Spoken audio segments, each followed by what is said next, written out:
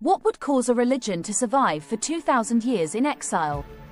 How, psychologically, does it accomplish such a feat?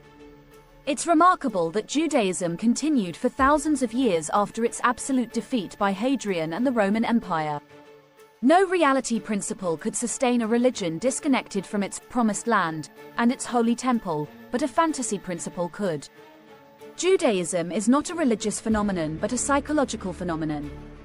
In fact, it's to do with psychopathology, and, in particular, with narcissistic personality disorder. Judaism ticks every box for the grandiose shared fantasy associated with malignant narcissism.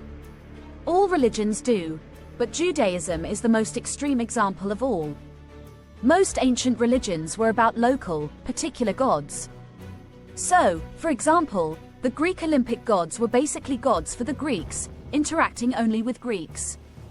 Why does no one believe in Zeus these days? The Greeks were conquered by the Romans, so, implicitly Zeus was refuted as a god. Why does no one believe in Jupiter, the Roman equivalent of Zeus? Because the Romans themselves abandoned their pagan gods and became Christians. Most people can move on from their current religion if a new, better religion appears. But the Jews never moved on to something better. Why not? Because nothing could be better for Jews than Judaism. The Jews believed in one, universal God, but considered themselves his chosen people, to whom he made sacred promises, with whom he was in inviolable covenant, and to whom he had promised absolute victory and dominion over the world. How could you improve on that?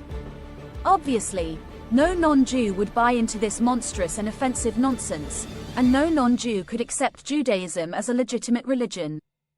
Judaism is a racist religion, pure and simple. It expresses absolute hatred for non-Jews.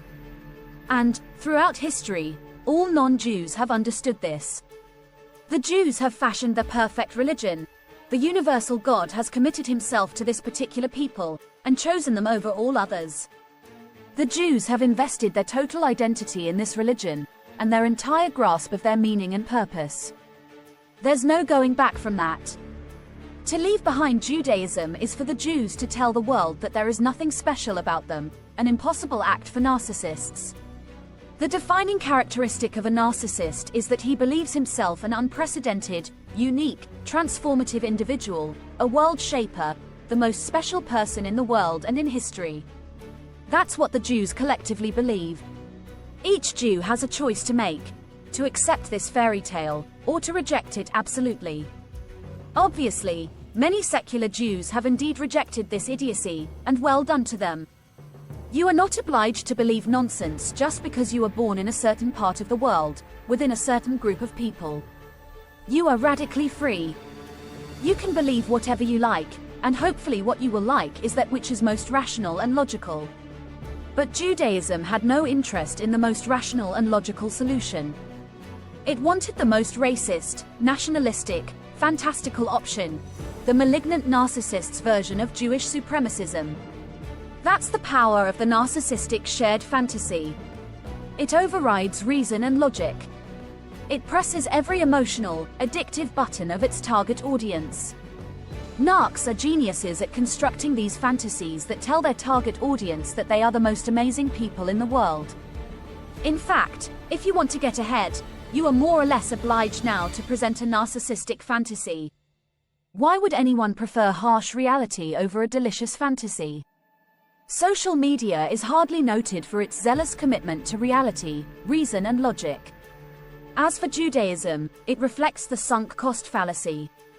This concerns the human bias of sticking with something in which a huge effort has been expended, instead of writing it off and moving on to something else.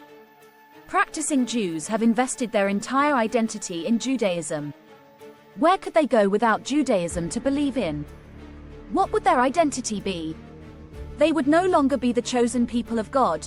They would no longer have a land promised to them by God. They would no longer have a sacred covenant with God.